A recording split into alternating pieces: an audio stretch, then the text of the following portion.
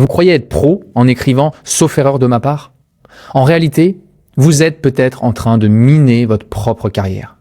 Cet email que vous venez d'envoyer n'est pas une conversation. C'est une trace écrite, permanente, qui peut être transférée, archivée et même retournée contre vous.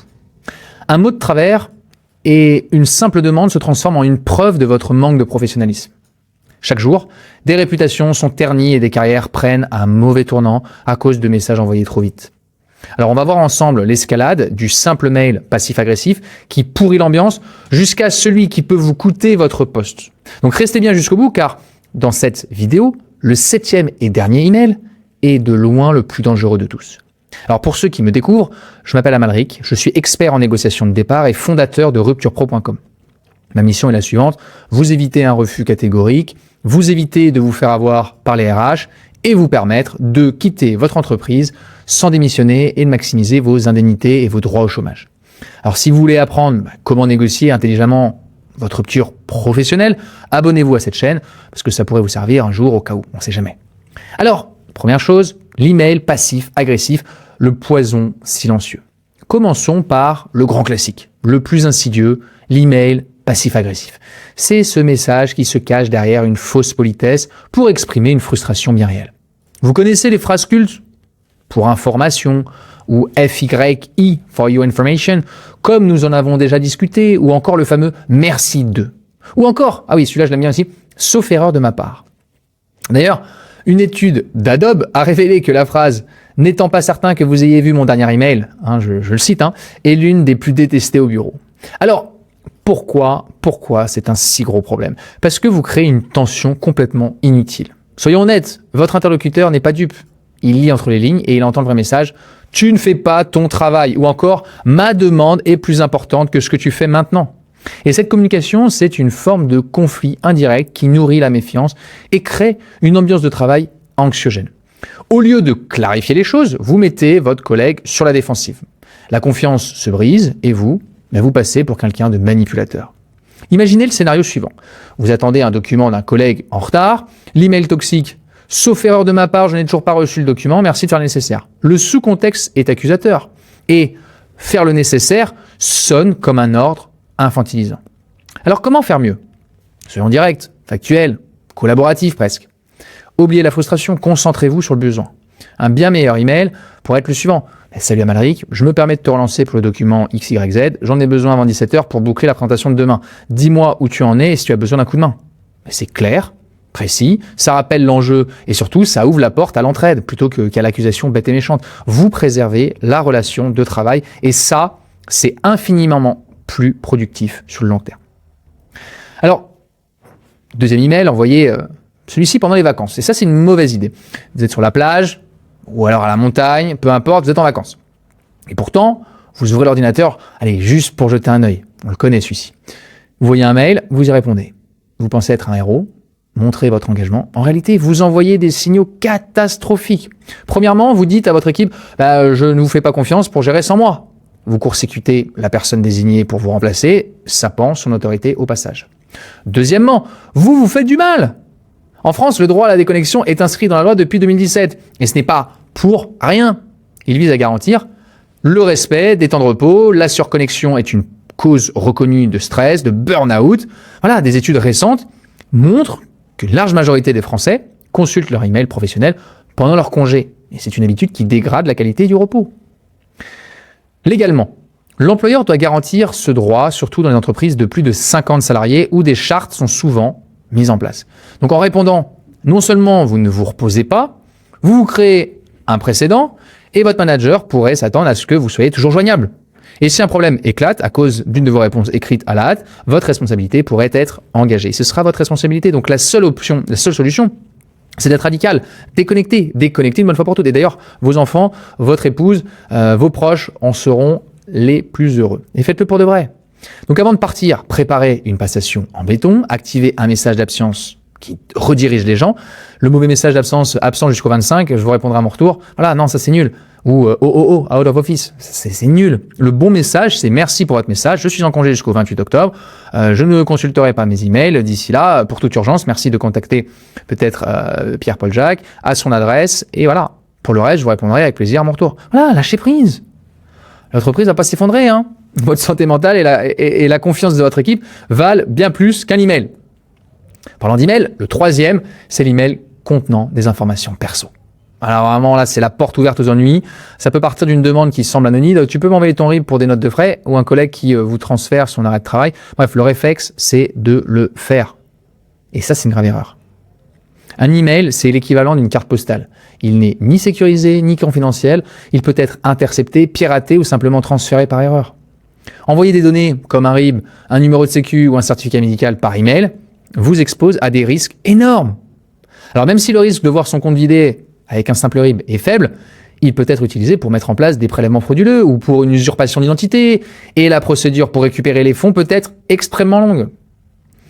Mais l'enjeu n'est pas que financier. Une fois que ces informations sont dans la nature, elles y restent. Un simple transfert involontaire d'un collègue distrait et vos données les plus personnelles sont exposées.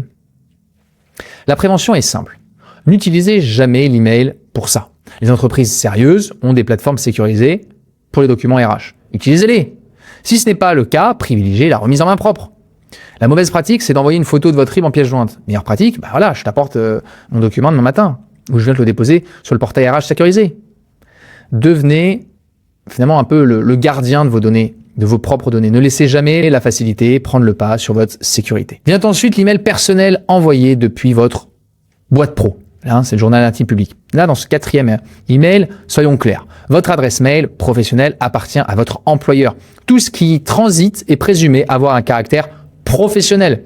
Alors oui, il y a une tolérance qui existe pour un usage personnel raisonnable, mais la ligne est non seulement floue, mais elle est carrément piégée.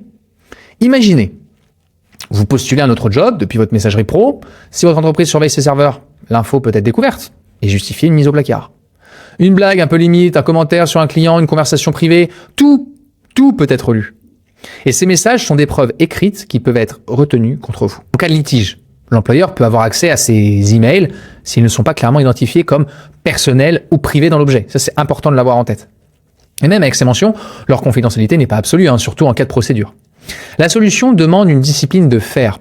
Séparer hermétiquement le pro du perso. Utilisez votre smartphone et votre mail personnel pour tout ce qui n'est pas lié au travail. Je sais pas, organiser un week-end, chercher un appart, ou vous plaindre de votre boss. Voilà. La mauvaise idée, c'est je vais postuler à ça, j'en peux plus ici, envoyez depuis votre compte pro. La bonne pratique, voilà, gardez votre mail pro pour le pro. Le reste, c'est sur vos appareils personnels, en dehors des heures de bureau et du réseau de l'entreprise.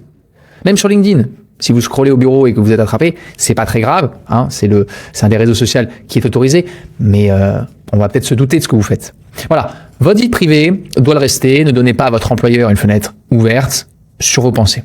Et si ces conseils d'ailleurs vous aident à naviguer dans la jungle du bureau et que vous voulez une stratégie solide pour quitter votre entreprise sans démissionner, vous pouvez déjà prendre un rendez-vous sur rupturepro.com, on analysera votre situation en détail et on vous donnera clairement vos options et vos chances de succès. Donc le lien est sous la vidéo. On va passer au cinquième email. C'est l'email avec des termes explosifs. Alors certains mots ne sont pas neutres. Des mots comme harcèlement, discrimination, menace, insulte, voilà, ce sont des bombes à retardement juridique. Quand vous les écrivez dans un email, vous ne faites plus que décrire une situation, vous la qualifiez.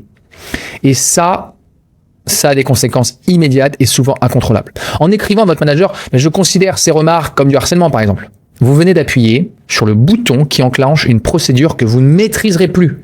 L'entreprise a une obligation de sécurité.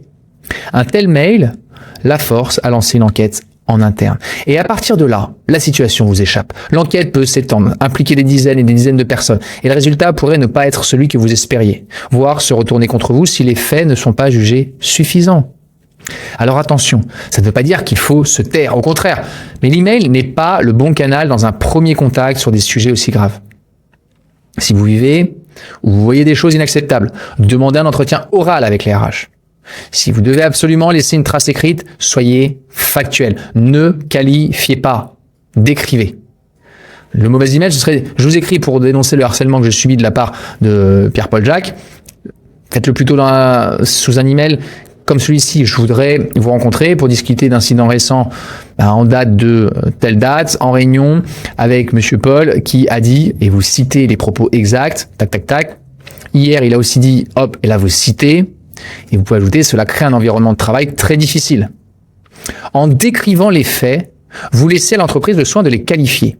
Vous vous protégez en apportant du concret sans risquer une accusation en retour. Et pour les sujets aussi sérieux, la voie formelle est toujours la meilleure. 6e email. L'email vague sur votre état de santé. Quand vous écrivez « je me sens pas bien, je serai absent aujourd'hui » ou alors « j'ai un souci personnel ». Ces phrases, on les a déjà tous utilisées. Le problème, administrativement, elles ne vous protègent pas. Pour justifier une absence, le motif doit être valable, même s'il reste discret. Un email trop vague peut être vu comme une absence injustifiée et ouvrir la porte à des sanctions. Une absence maladie se justifie avec un certificat médical. Un rendez-vous médical doit être mentionné comme tel. Vous n'avez pas besoin d'étaler les détails. Le secret médical est là pour ça. Et vous devez finalement donner un cadre qui justifie seulement votre absence. Point à la ligne. Un email flou comme « je ne serai pas là demain pour raison personnelle » ne vous couvre pas et met votre manager dans l'embarras. Donc si les choses tournent mal, ce mail pourrait être utilisé contre vous. La bonne stratégie est donc d'être clair sans être trop intime. Par exemple, si vous écrivez, ça c'est un mauvais exemple, je suis absent, j'ai des problèmes. Non, faites-le dans une approche différente. Je serai absent aujourd'hui pour un rendez-vous médical. Je vous fournirai un justificatif dès que possible. Ou alors, je serai en arrêt de travail de telle date à telle date et je vous enverrai le certificat médical au plus vite. Voilà, basta. C'est pro, factuel, et ça vous place sous la protection du droit du travail sans dévoiler d'informations confidentielles. Voilà, c'est un équilibre subtil mais essentiel, il est bon de le rappeler. 7e email, l'email émotionnel après une critique. Ça, c'est vraiment l'email le plus dangereux de tous car il naît de l'émotion pure. Votre boss vient de critiquer votre travail. Vous vous sentez blessé, vous vous sentez attaqué. Votre premier réflexe ? Ok, répondre tout de suite, pour vous justifier, pour pointer les erreurs des autres, pour montrer à quel point la critique est injuste. C'est une erreur monumentale. Répondre à chaud, c'est le meilleur moyen de tout faire dérailler. Votre réponse, qu'elle soit agressive ou pleine de justification, devient une preuve écrite de votre réaction. On pourra dire de vous que vous ne supportez pas la critique, que vous manquez de recul, et cet email peut être gardé, ça c'est important, précieusement et ressortir des mois plus tard lors de votre évaluation annuelle. Donc face à une critique par email, la règle d'or, ne répondez jamais. Jamais tout de suite. Attendez plusieurs heures, laissez passer peut-être une journée s'il le faut, la nuit porte conseil. Prenez le temps de relire le message à froid, de séparer les faits des jugements. Votre réponse doit être calme, elle doit être factuelle et constructive. La mauvaise réponse, écrite sous la colère, pourrait être « je suis pas d'accord, ce n'est pas ma faute, si le projet est en retard, c'est parce que le service X n'a pas livré les données Y à temps, j'ai fait de mon mieux. » Voilà, meilleure réponse, écrite après réflexion. Merci pour ton retour détaillé, Amalric. Je prends note de tes remarques sur ce point spécifique que vous pouvez citer. Pourrais-tu me donner plus de contexte sur, là vous citez un point, pour que je comprenne mieux. Je te propose qu'on en discute de vive voix demain pour planifier la suite. Cette approche montre que vous savez recevoir un feedback, que vous êtes proactif et surtout orienté solution. Vous transformez une critique en dialogue. Et la maîtrise de soi face à son clavier est votre plus grande force. Donc, du petit mail passif-agressif à la réponse à chaud qui peut vous faire imploser votre carrière, l'email est un champ de mine. La règle à retenir est simple, chaque email est un document formel, une trace permanente. Il peut être transféré, mal interprété, utilisé dans des contextes que vous n'imaginez même pas. Alors avant de cliquer sur envoyer, posez-vous ces questions. Est-ce que je suis calme? Est-ce que je suis factuel? Est-ce que je serais à l'aise si les RH, un avocat ou le PDG lisaient ce message? Si la réponse vous gêne, ne l'envoyez pas. Et pour les sujets sensibles, privilégiez toujours un appel ou une discussion en face à face. La communication la plus sûre est souvent celle qui ne laisse pas de traces. Donc soyez prudent et votre carrière vous en remerciera.